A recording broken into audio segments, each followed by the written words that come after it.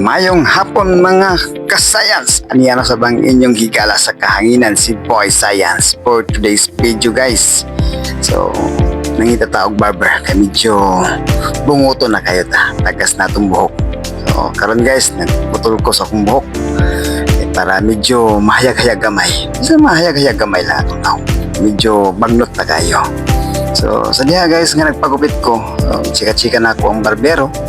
So, istorya mi nga kung pila ka buhok ulo iya magupitan sa sakadlaw.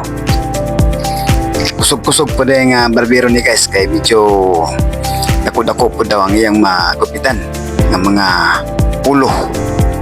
Labi na katong mga bagag buhok. Dili bagag noong guys ha, bagag buhok. So, karon guys medyo nagpadayon ang among istorya.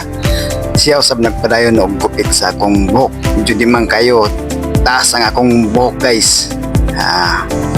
Pero bukat na sa ulo. So mo to nga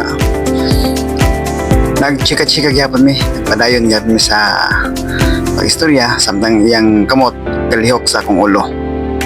Kaputol sa akong buhok. So mo to guys, among nasgutan lang pila ba ka buhok ulo iyang magupitan sud sa usa ka adlaw.